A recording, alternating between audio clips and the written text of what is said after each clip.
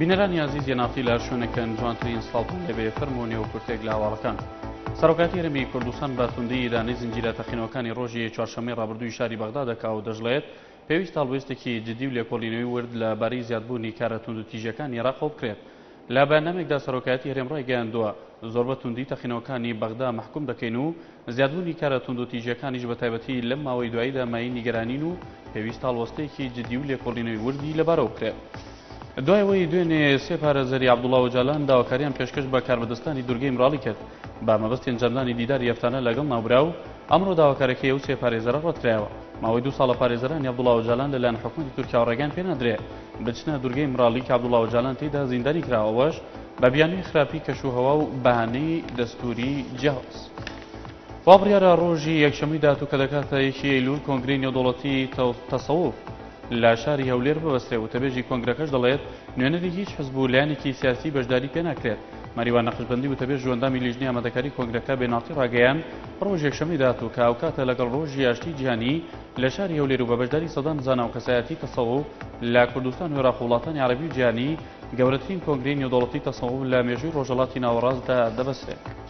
ڕێکخراوی دەوڵەتی ئیسلامی عێراق تەخینەوەکانی شاری بەغدا و پارێزگاکانی دیکەی عێراقی گرتە ئەستۆ و تاکیدیشی کردەوە هێرشەکان وەڵامدانەوەیەک بوون بۆ ئەو هەڵمەتی لە سێدارەدانانی کە حکوومەتی عێراق دەرحەق بە زیندانی سونەکان ئەنجامی داون.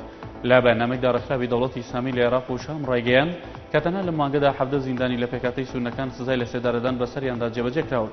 تاکیدیشی کردەوە کە لە تۆڵەسەندنەوەی براسونەکانیان بەردەوام دەبن. سەرۆکوەزیرانی عێراق پێداگری کرد ئەو هەوڵ و کەموکورتیانەی لە میانی پرۆسە سەربازیەکاندا ڕوودەدەن جێگەی قوبوڵکردن نین و دەبێت سزای ئەنجامدەرانی بدرێن تا جارێکی دیکە دووبار نەبنەوە. لە پراوێزی کۆبوونەوەی لەگەڵ سەرۆکعاشیرەت و ڕیسپەکانی چواردەوری بەغدا نووری مالکی ئەمڕۆ لە بەیاننامێکدا کە لەسەر پێگەی فەرمی خۆی بڵاوی کردوتەوە ڕایگەیاند ئەواڵۆزیانی عێراق بەخۆ دەبینێت دۆکارەکەی ئەو وتارە تایەفەگەریەیە کە هەندێک لە سیاسەتماداران گرتوویانە تاستەوە و تیشی بەرپرسیارەتی پاراستی وڵات لە مەترسیەکانی تیرۆر لە ئەستۆی هەموو لایەکدا.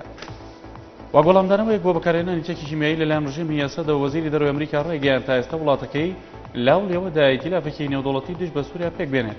ئەوەش دوایەوەی بەریتانیا بەشداری نەکردنی لە وەشاندنی گورجێکی سەربازەی دژ بۆ وڵاتە ڕاگەیاند لە کۆنفرانسێکی ڕۆژنامەوانیدا کە لە مانیلای پایتەختی فلیپین بۆی سازکرا. جاگە هیگڵ وەزیری بەرگری ئەمریکا ئاشکرای کرد تا ئێستا وڵاتەکەی لە هەوڵی دۆزینەوەی هاوکۆمانەتێکی نێودەوڵەتیدا کە ئیرادی پێکەوە کارکردنی هەبێت لە سووریادا هەروە وتیشی ئامانجی باراک ئۆباما و حکوومەتەکەی دۆزینەوەی ئەو ئیتیلافەیە. فرانسا و هۆڵاند سەرۆکی فەڕەنسا ڕایگەیاند دەنگدانی پەرلەمانی بەریتانیا بۆ بەشداری نەکردن لە وەشاندنی گورجی سەربازی لە ڕژێمی سووریا هیچ کاریگەری لەسەر هەڵوێستی فەڕەنسا نابێت بۆ سادانی دەسەڵاتەکەی بەشار ئەسەد. هۆڵاند لە چاوپێکەوتنێکدا لەگەڵ ڕۆژنامەی لۆمۆندی فەڕەنسی تاکیدی کردەوە لە سادانی ڕژێمی سووریا لەسەرەوەی هێرشەی بەچەکێکی مایکردێ سەر هاوڵاتیانی خۆی وتیشی ئەو هێرشەی سووریا زیانێکی هێندە گەوری بەگەلی سووریا گەیاندووە کە چارەسەر ناکرێت. دوای چەند کاتژمێری لە دەستگیرکردنی داواکاری گشتی میسەربڕیاریدا بۆ ماوەی 15 ڕۆژ محەممەد بەلتاجی کە یەکێکە لە سەرکردەکانی کۆمەڵی خوان موسلیمین بە تۆمەتی هەندان لەسەر کوشتنی خۆپیشاندەران زیندانی بکرێت. ئەو لە کاتێکدا محەممەد بەلتاجی ڕوبەڕووی چەند تۆمەتێک کراوەتەوە کاوانیش بریتین لە هەندان لەسەر کوشتن و توندوتیژی و ڕووفاندن و شکنجەدانی هاوڵاتیانی مەدەنی و هێزەکانی پۆلیس لە کاتی خۆپیشاندانەکانی ڕابی عادەویدا. کورتێک لە واڵەکانتان پێشکەش کرا کامەرام.